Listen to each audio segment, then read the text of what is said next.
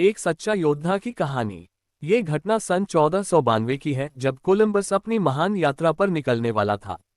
चारों तरफ नाविकों में हर्षोल्लास का वातावरण था, परंतु गांव का ही एक युवक फ्रोज बहुत ही डरा हुआ था और वह नहीं चाहता था कि कोलंबस और उनके साथी इस खतरनाक और दुस्साहसी यात्रा के मिशन पर जाएं। इसलिए वह नाविकों के मन में समुद्री यात्रा के प्रति डर उत्पन्न कर देना चाहता था। एक बार फ्रोज की मुलाकात पिजारो नाम के साहसी युवा नाविक से हुई। फ्रोज ने उससे मिलते ही सोचा कि यह एक अच्छा मौका है, पिजारो को डराया जाए, और उसने इसी नियत से पिजारो से पूछा, तुम्हारे पिता की मृत्यु कहाँ हुई थी? दुखी स्वर में पिजारो ने कहा, समुद्री तूफान में डूबने के कारण। और तुम्हारे दादाजी की? वे भी समुद्र में डूबने से मरे। और तुम्हारे परदादाजी, वे कैसे मरे?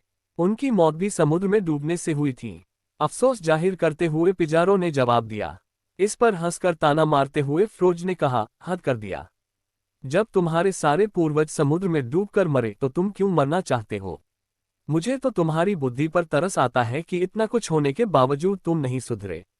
पिजारो को फ्रोज की गलत मंशा को भांपते देर न लगी। उसने तुरंत संभलते हुए फ्रोज से पूछा, अब तुम बताओ कि तुम्हारे पिताजी कहाँ मरे? बहुत आराम से अपने बिस्तर पर, मुस्कुराते हुए फ्रोज ने कहा। और तुम्हारे दादाजी? वे भी अपने पलंग पर मरे। और तुम्हारे परदादाजी? प्रायः उसी तरह अपनी खाट पर। गर्व से भरकर फ्रोज ने उत्तर दिया।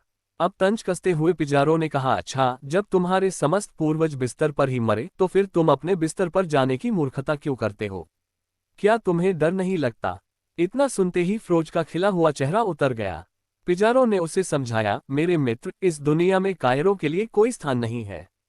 साहस के साथ प्रतिकूल स्थितियों में जीना जिंदगी कहलाती है। शिक्षा कितनी बड़ी समस्या क्यों न हो, जब तक हम डटकर उसका सामना नहीं करते तब तक हम कोई भी उपलब्धि हासिल नहीं कर सकते। आप जितना आगे बढ़ेंगे आपका समस्याओं से सामना उतना ही होगा। समस्याओं का सामना करें तो वो छोटी हो जाती है और डर जाने से बड़ी हो जाती है। कहानी अच्छा लगा तो चैनल को सब्सक्राइब करें और लाइक करें।